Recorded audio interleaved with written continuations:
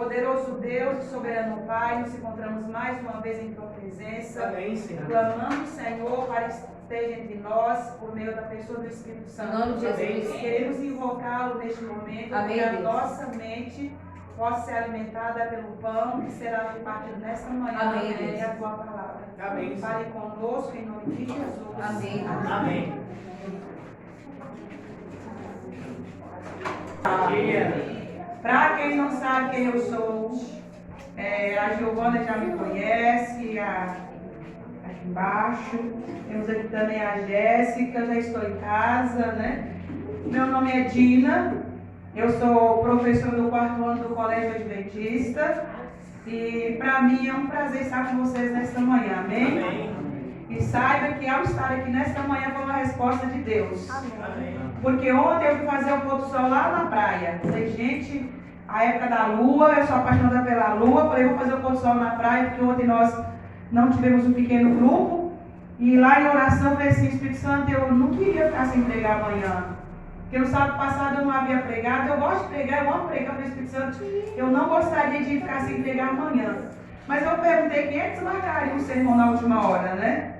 E aí, quando eu cheguei em casa, deixa eu comentar com Jéssica que eu gostaria de um dia pregar nessa igreja. E aí, quando eu cheguei em casa, tinha a mensagem do irmão. Cadê o irmão que mandou? Ali o irmão, esposa da Jéssica. Falou, falei, Deus, então é para eu estar aqui nessa manhã. Louvado seja o nome de Deus, amém?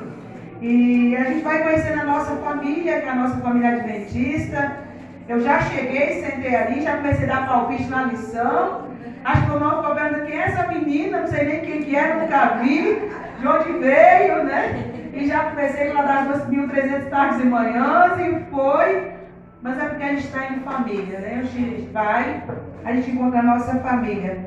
Aí eu falei para Deus que eu queria pegar em todas as igrejas de Macaé, depois que eu terminar, aí Ele pode me mandar embora para outro canto, para cumprir missão em outro lugar. A mensagem que eu trouxe para vocês hoje é uma mensagem simples, mas muito significativa. E nós vamos abrir a palavra de Deus no livro de 2 Samuel, capítulo 9. 2 Samuel, capítulo 9. Trouxe aqui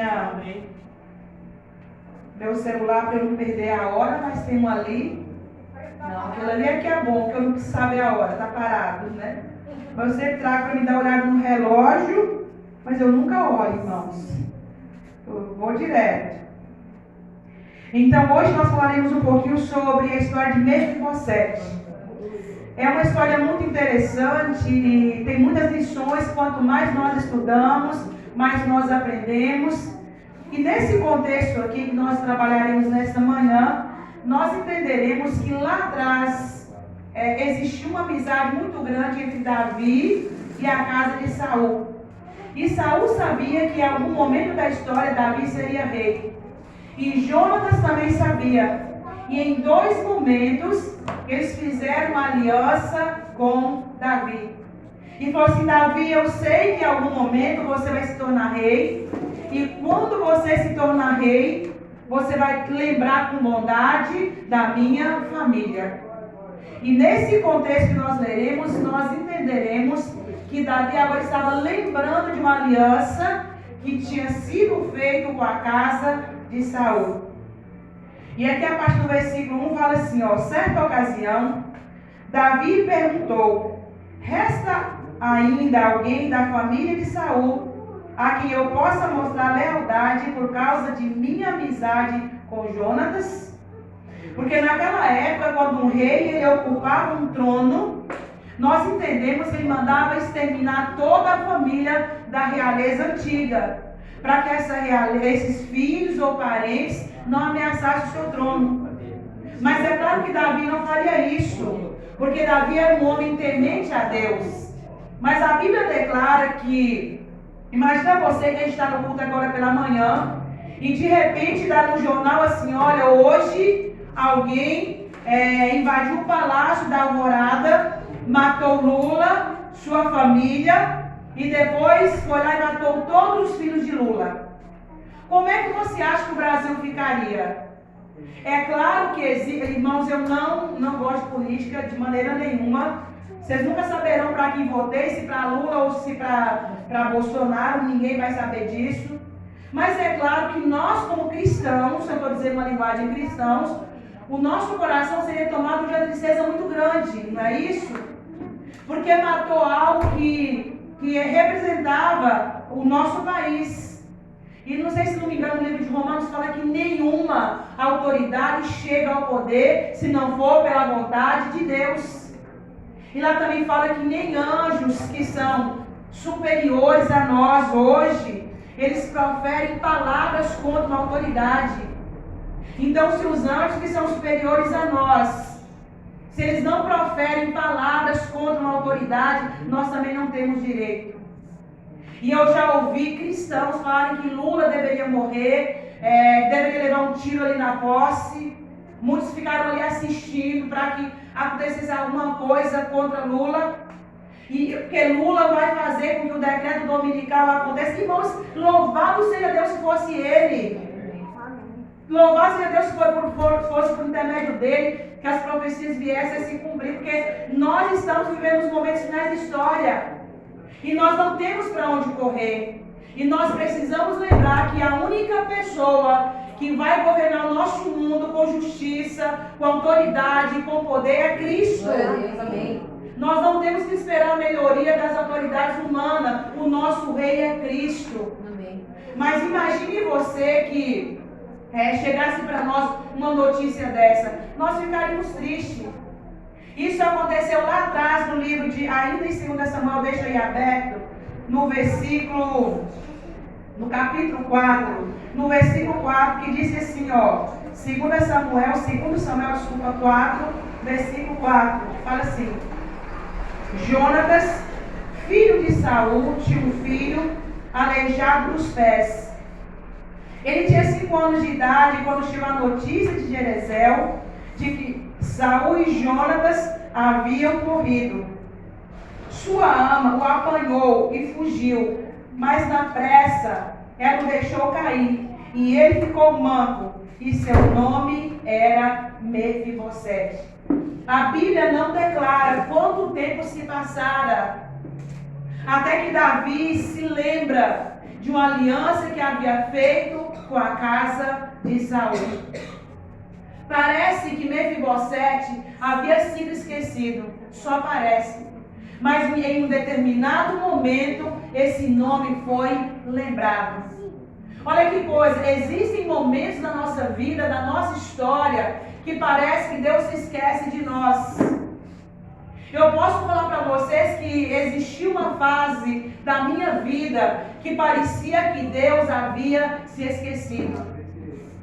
Mas o que eu deveria lembrar que um dia, com 11 anos de idade, eu desci as águas batismais, eu falei para um monte de pessoas que Jesus Cristo era o meu Salvador.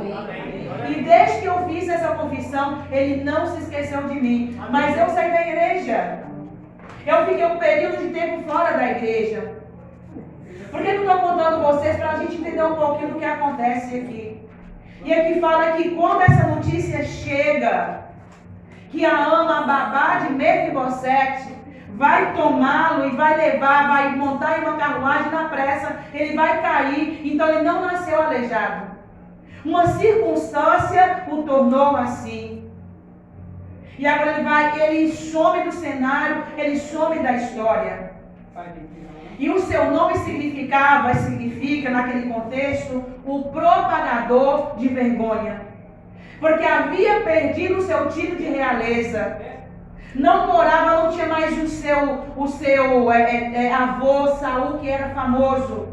Então, a partir de agora, imagine com 5 anos, a sua ama a toma pela mão, olha para ele e fala assim: que nome esse menino deveria carregar? E ela olha e fala: a partir de hoje, o seu nome vai significar, você vai lembrar, o seu nome é propagador de vergonha.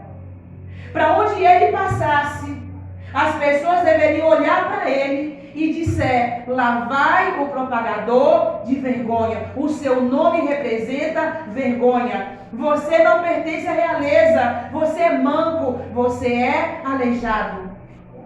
E um aleijado não combina com a realeza. E aqui voltando para o capítulo 9, diz assim, que o reino de Davi era um reino que sempre vivia em guerras. Guerreava com um povo, guerreava com outro, Davi sempre vencia, mas aqui era um momento de paz. O reinado de Davi estava em paz. E Davi cai em si e pergunta: resta alguém da casa de Saul para que eu use de bondade por causa da amizade que eu tinha com Jonatas? E aqui fala que então chamaram Ziba, um dos servos de Saul, para apresentar-se a Davi. O rei lhe perguntou: você é Ziba? Sou teu servo, respondeu ele. Perguntou-lhe Davi: resta ainda alguém da família de Saul para que eu possa mostrar a lealdade de Deus? Olha aqui, então Davi, ele lembra que era um homem de palavra e um homem que temia quem? A Deus. Não era só sobre uma aliança feita entre homens, mas era uma coisa que ele tinha feito também com quem? Com Deus. Quando nós prometemos algo para uma pessoa e nós não a cumprimos, não é só a pessoa que você desonra o nome de Deus. Por isso que o cristão tem que ser um cristão de palavras. É um cristão sim, sim, e um cristão não, não. E a Bíblia fala que o que passa disso provém do maligno. O cristão precisa ser uma pessoa autêntica. Você precisa confiar nele. É aquela pessoa, olha, eu sei que esse cristão, ele abre a igreja todos os dias 9 horas. Quando ele não abriu, alguma coisa aconteceu. Por quê? Era um homem de palavras. E Davi era esse homem. E ele agora lembra-se também de quem? De Deus. E no versículo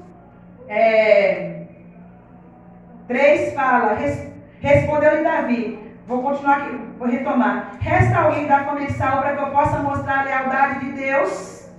Então serei leal a esse homem, a ponto que ele conheça a lealdade de Deus. Então essa pessoa da casa de Davi vai conhecer a lealdade de Deus por intermédio de minha bondade. Olha que coisa maravilhosa. E aqui fala, respondeu Ziba: ainda há um filho de Jonatas, aleijado dos pés. Jonatas não é, aleijado dos pés. É como se dissesse, olha, resta alguém. Mas eu não sei se é interessante para o Senhor. Eu não sei se é interessante para a realeza. Porque ele é manco, é aleijado dos pés. Não combina com esse palácio. Não combina com a realeza. Não precisava que Ziba desse as características. Simplesmente falasse sobre a situação de um filho da realeza. Mas aqui aparece que um tom de ironia, de deboche, de uma pessoa que não combinava com a realeza. Isso. Onde está ele? Perguntou o rei.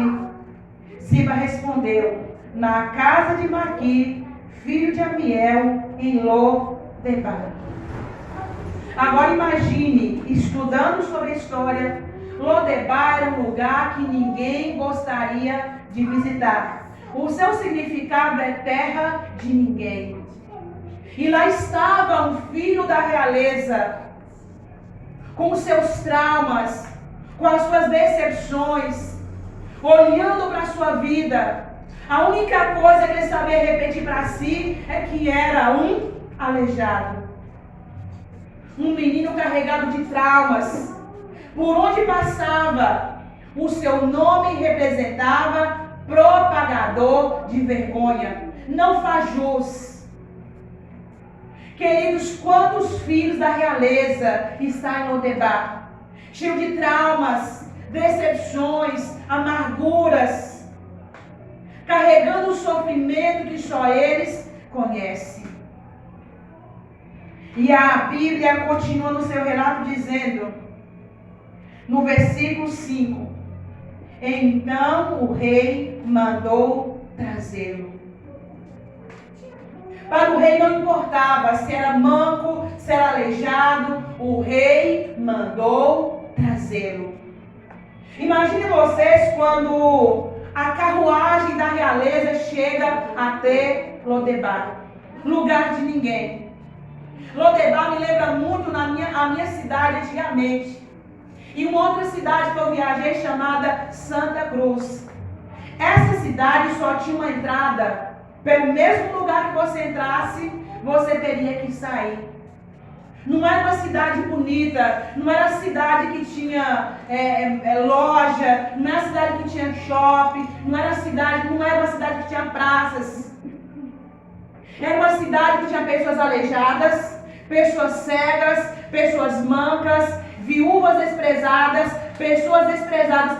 Todo o grupo desprezível se concentrava em Lodebar. Você gostaria de ir para uma cidade assim?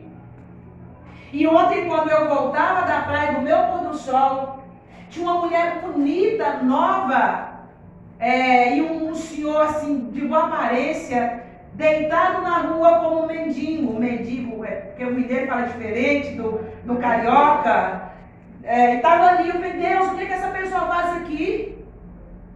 Tem ruas aqui de Macaé, se você passar, você vai ver 3, 4, 5 pessoas deitadas ali, entregue à sua sorte, às suas tristezas, amarguras. E talvez nós, como cristãos, eu falo por mim, nós nunca paramos para sentar ao lado dessa pessoa e perguntar a ela o que aconteceu, porque ela foi parar ali. Mas o rei mandou buscar Mefibosete. Querido, Jesus Cristo, o rei dessa terra, tem olhado para esses lugares com terna compaixão e misericórdia. Porque são pessoas que não deveriam estar ali, mas estão. E muitas delas foram por causa de decisões ou situações que a levaram até ali, mas elas não são dali. E o rei manda buscar. Imagine quando chega a comitiva da realeza. E o que ele vai pensar? Se eu sou o único da casa de Davi, da casa de Saul, então eu sou o único que ameaça o trono de Davi. Logo a minha vida corre risco. Mas o rei mandou buscar e ele vai. E eu imagino que esse trajeto que ele vai para o palácio, esse trajeto é um dos trajetos mais longos, porque o coração desse jovem agora estava carregado de mais um sentimento. Como se não bastasse a vergonha, a rejeição, agora o seu coração estava carregado de medo. Porque ameaçava o trono de Davi. E é por isso que no primeiro encontro, na primeira fala entre Davi e Mefibosete, no versículo 7, ele vai falar: não tenha medo. Não precisa ficar com medo. Eu não vou te fazer mal algum. Então o rei tira o medo do coração de Mefibosete. Queridos, quando Deus nos chama para a sua presença, a primeira coisa que Deus tira do nosso coração é o medo. E Ele implanta a paz. Amém. Porque um coração amedrontado, ele não consegue ficar na presença de Deus e ele não consegue adorar. Então a primeira coisa, eu tiro o medo e eu coloco paz. Eu não sabia mensurar para vocês quantas pessoas nesta noite, na noite passada, foram dormir, mas não conseguiram, porque o coração estava carregado pelo medo. O medo, até certo ponto, ele é bom porque protege. Mas em determinado ponto, ele é ruim porque ele paralisa. Ele nos expulsa da presença de Deus. Foi o primeiro sentimento que Adão sente quando ele cai. Eu ouvi a tua voz, porque eu tive medo, eu me escondi. Mas Davi aqui, ele prefigura a pessoa de Cristo. Ele é um tipo de Cristo. Filho, você não precisa ficar com medo. Você já viu tanto de pessoas que não tomaram a decisão de entregar o coração a Jesus porque está com medo de perder o emprego? Está num relacionamento errado, está com medo de perder a pessoa? Seja qual for o medo que o inimigo implanta no nosso coração, Cristo ele transforma esse medo em paz. Amém. Então ele fala, não tenha medo, disse Davi. A segunda parte é, pois eu encerro que eu tratarei com bondade por causa de Jonatas. Em outras palavras, Deus vira para nós nesta manhã e fala, queridos, eu os tratarei com bondade por causa de meu Filho Jesus Cristo. Então nesta manhã o Pai derrama bondade em nosso coração, bondade que nós não merecemos por causa de Cristo. Então derrama a paz, derrama a graça, derrama a bondade e ainda tem mais promessas. E fala que eu vou restituir, ou eu vou devolver tudo aquilo que era seu. As terras que era de Saul, que foi usurpada, agora eu vou devolver, vou restituir. Então, quando nós estamos indo para a presença de Deus, há uma restituição. Só que as igrejas pregam de maneira errada. A restituição é baseada em bens materiais, em consumo, que você perdeu um carro, que você... Deus ele pode fazer isso, mas ele pode fazer muito mais. E eu me lembro que quando eu saí da igreja, eu era uma pessoa que eu dormia 2, 3 horas, ia dormir para 2, 3 horas da manhã. E a restituição que eu precisava de Deus não era sobre casas, não era sobre um emprego melhor. A restituição que eu precisava era a restauração do meu sono. A restrição que eu precisava é que Deus, ele colocasse paz em meu coração, porque eu não tinha paz.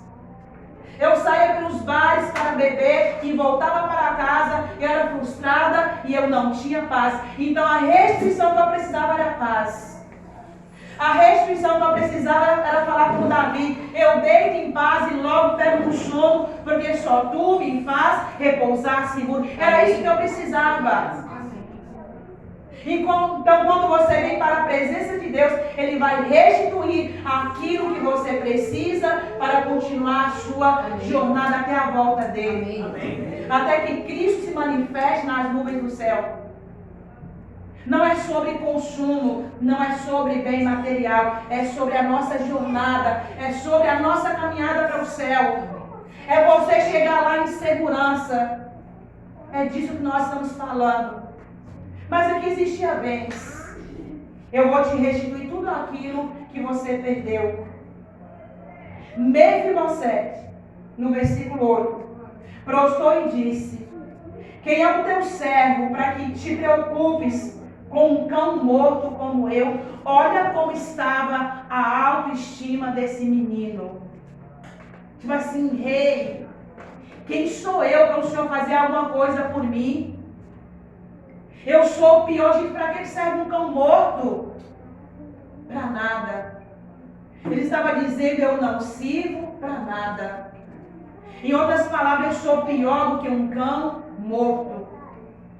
Passou anos de sua vida carregando traumas e lembrando que o seu nome era propagador de vergonha. E agora o Senhor está dizendo que o Senhor, que eu não tenho que ter medo, que o Senhor vai ser bondoso, que o Senhor vai restituir. Quem sou eu? O que o Senhor está vendo em mim para falar tudo isso para mim? Eu quero te fazer uma pergunta. Quem é você nesta manhã? Se você tivesse a oportunidade de agora falar para Deus quem você é, o que você falaria? Você falaria, sim, eu sou filho da realidade. Não, Deus. Se você fosse seguir a mesma linha de Mefibosete, o que você falaria para o Rei do Universo nessa manhã? Eu falaria para Deus, quem sou eu? Para estar aqui pregando para essas pessoas. Olha para o meu coração, olha, e eu começava a relatar.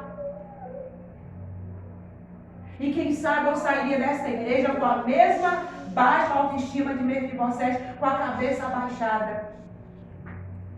E sabe por que eu não farei e você não vai fazer também? É porque a história não vai parar aqui. A história não vai parar com Mefibosete curvado aos pés de Davi, falando: eu sou um cão morto. Porque Mefibosete não estava diante de qualquer pessoa. Ele estava diante de um rei. E nesta manhã você não está diante de qualquer pessoa. Você está diante do Rei do Universo. Amém.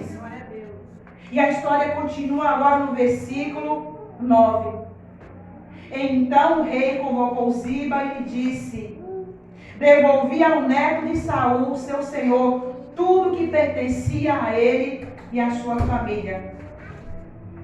Você, seus filhos, seus servos cultivarão a terra para ele.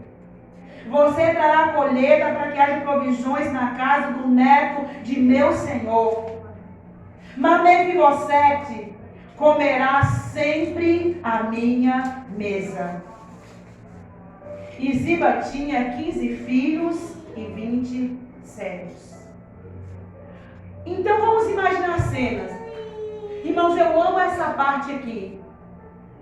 Então agora, esse propagador de vergonha, esse cão morto, esse aleijado, esse homem cheio de traumas, vai assentar-se à minha mesa.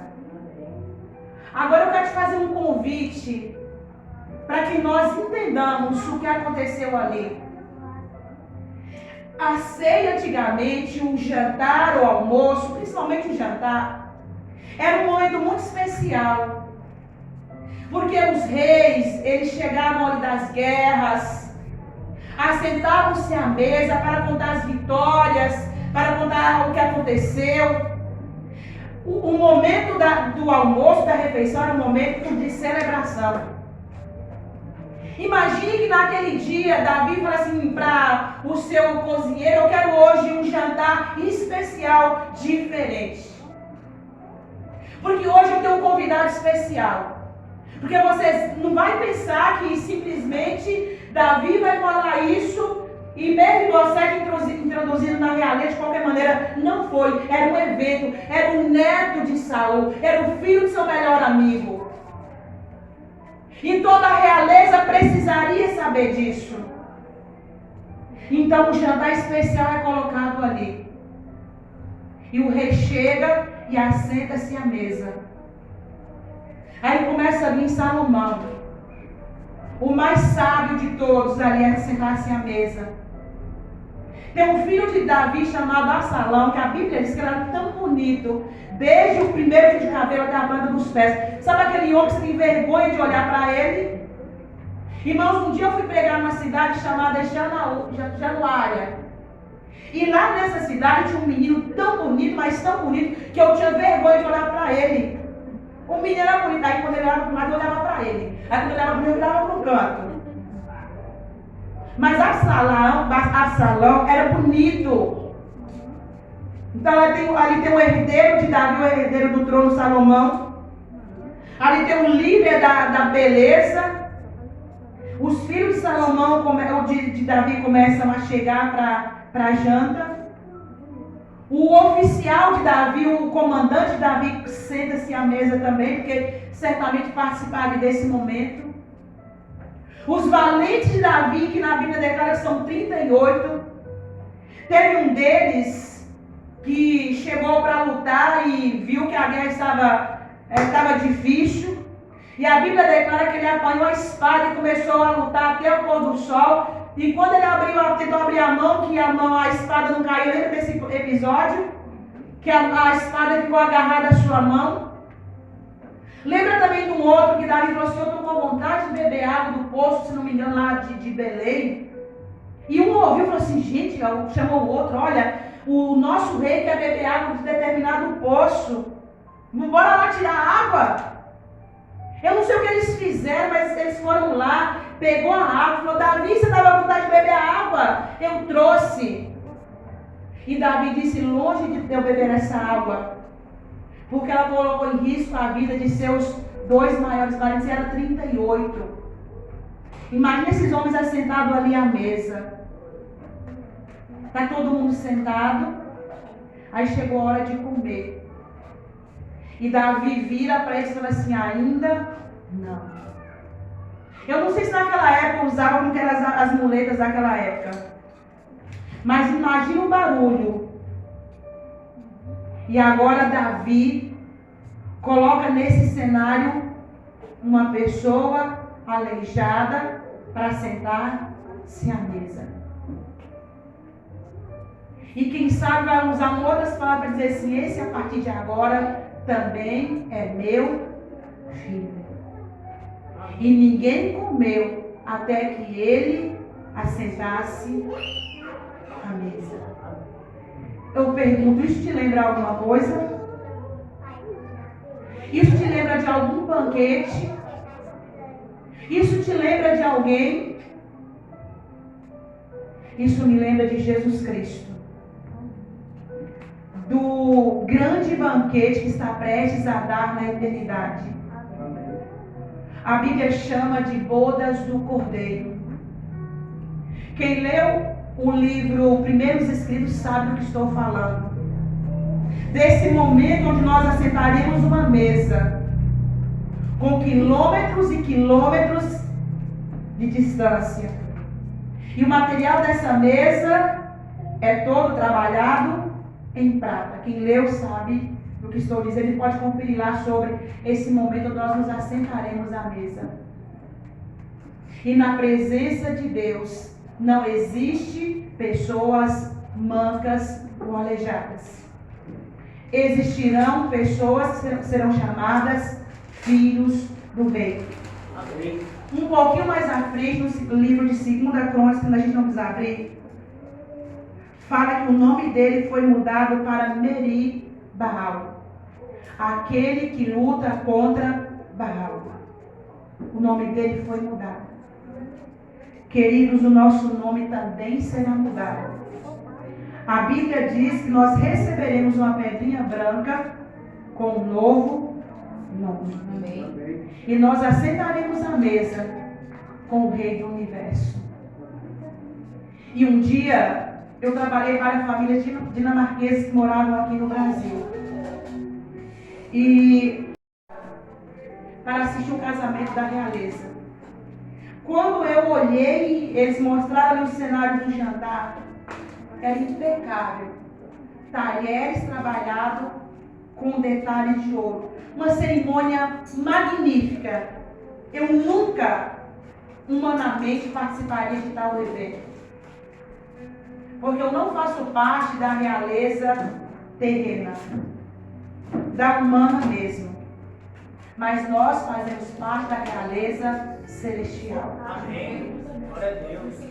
E nós não iremos assentar apenas com o Rei do Universo, mas com todas as pessoas que amaram a vinda de Jesus. Amém. E eu gosto de lembrar vocês naquele dia da ceia, quando Cristo vai participar da ceia, e ele vai falar para os discípulos assim: vocês farão em memória de mim, até o dia que faremos novamente no reino de meu Pai. Haverá uma ceia. E o interessante é que a alegria de Jesus é tamanha que o anjo vai se oferecer para servir a nós. E Jesus vai dizer: não, quem vai servir sou eu. Você imaginou o Rei do Universo servindo você? E lá no finalzinho fala que Mefibosete, ele comeu à mesa do rei todos os dias. Deus tem um convite para mim e para você nesta manhã.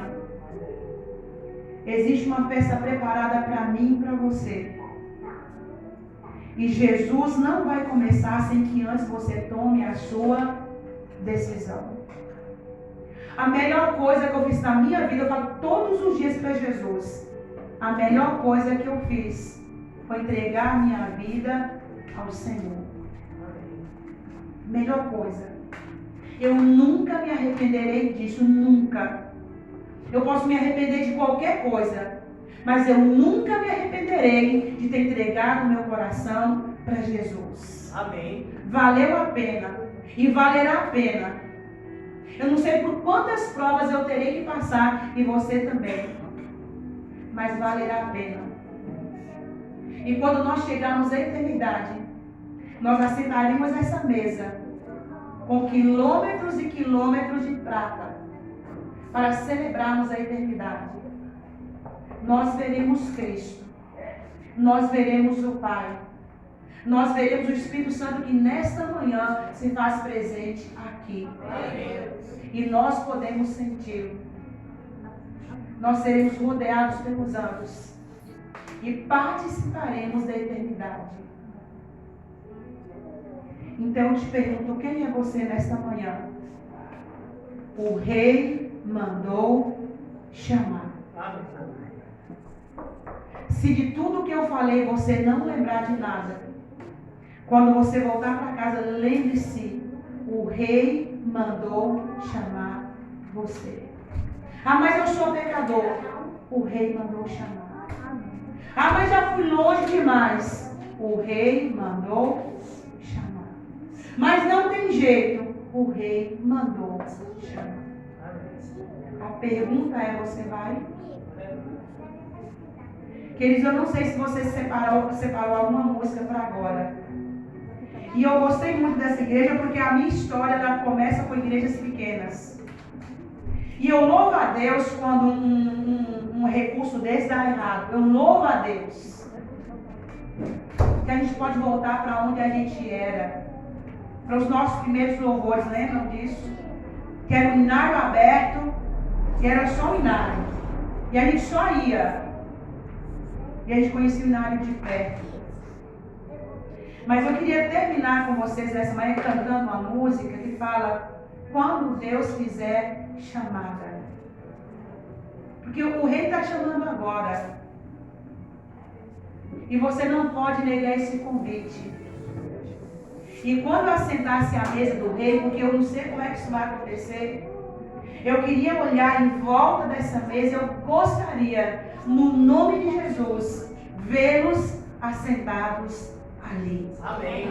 Glória a Deus. Você gostaria de participar desse momento? Amém. Quem não tem aí não conhece o hino, eu conheço, mas não sei, eu troco as estrofes. É o antigo. Irmãos, eu ainda estou apegada com o inário antigo. Eu não tenho nada contra o novo, nada. Mas é porque a gente que nasceu praticamente na igreja, quando o hino toca, seu coração ele bate diferente, não bate? O hino que você conhece? Mas parece que quando esse novo toca, você não lembra de nada, bom Deus perdoe. É porque, não sei. Quando vocês cantavam aquela música assim, até então, eu seguirei cantando. Eu vou contar para vocês bem rapidinho aqui, vou até caçar aqui, ó. Quando Deus fizer chamada. Visita. E quando eu faço visita, normalmente eu leio a Bíblia e eu oro. Só. Não, nada mais que isso. Nesse dia o Espírito Santo falou assim: Dina, cante um hino. Eu falei: Espírito Santo, mas eu nunca cantei nenhum hino. Eu vou só ler e orar. E o Espírito Santo assim disse: cante um hino. E eu cantei o hino até então. 555. O que eu não sabia é que aquele rapaz, ele estava vivendo as últimas horas de sua vida. Ele estava com um câncer terminal. Até então, eu seguirei cantando, foi isso? Até então, contente eu hei de estar, até o dia em que a cidade eu veja e ouço Cristo chamar meu lar. Tem mais outra estrofe, qual que é a outra? Me lembra aí, ó. A morte e a dor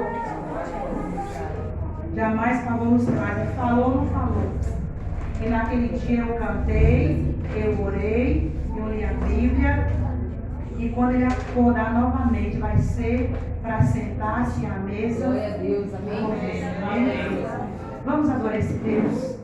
Vamos cantar com o nosso coração quando Deus quiser chamar, da onde ele vai estar. Vou chamar os meninos aí do louvor, que eu já estou aqui com o meu aberto, e a gente vai adorar esse Deus. Amém? Vamos colocar em pé.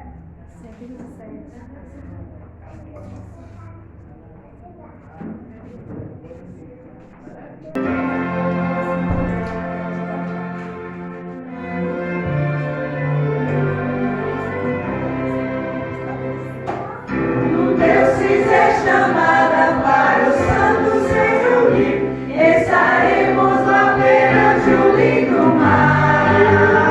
Quando Cristo aqui descer, para a glória nos conduzir, e felizes não teremos algo lá. Ele responde assim: glória, quando Cristo enfim os salvos seus mostrar.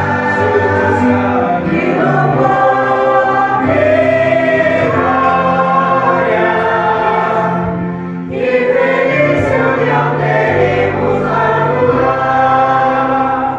O anjo do Senhor disser que o tempo não há mais, e a feliz eternidade começar, e passarmos para sempre desta vida tristes anos, que feliz não teremos anular. Que prazer, que glória, quando Cristo enfim os salvos seus mostrar. Que louvor e glória, que feliz não teremos anular. Quantas almas ressoarem pela palavra sem fim, anunciando então o ano jubilar. Comigo da vitória nós cantamos em vestir, que feliz não teremos lá no lar. Que prazer, que glória, quando Cristo enfim os salvos seus buscar. Que louvor e glória, que feliz não teremos lá no lar. Amém? Oh, glória a Deus, está perto. Vamos orar. Querido Deus e eterno, para que participemos da eternidade. Amém. E dentro em breve, nós assentaremos à mesa na presença dele. E nós o adoraremos por toda a eternidade. Amém. Nós não lembraremos mais do nosso nome. Nós não nos lembraremos mais da nossa história, porque ela foi mudada. O nosso nome foi trocado. A nossa história é nova porque o Cordeiro faz nova todas as coisas. Amém, Jesus. Nesta manhã nos prepare para o céu. Amém. Escreva, ó Deus, o nome de cada pessoa que está aqui nesta manhã Glória a Jesus. no livro da vida do Cordeiro. Glória a Deus. Também existem pessoas que irão assistir essa mensagem, já está assistindo. Amém. Que o nome delas também esteja escrito no livro do Cordeiro. Amém. Para que um dia nós possamos assentar à mesa ao lado de Jesus. Aleluia. Queremos louvá-lo nesta manhã. Amém. Queremos entregar o nosso coração a Ele. Amém, Jesus. Queremos perder exclusivamente a Ele. Amém. Porque um dia queremos passar a eternidade ao seu lado. Amém. Ao sairmos daqui, não sairemos sozinhos. Queremos ir para casa. E queremos pedir ao Senhor que nos acompanhe. Amém. E que a tua mão se erga sobre as nossas vidas nesta hora. Nos abençoe e nos guarde. Em nome de Jesus. Amém. Obrigada. Amém. Abraça a pessoa que está ao lado e fala: se prepare para a eternidade. Prepare-se.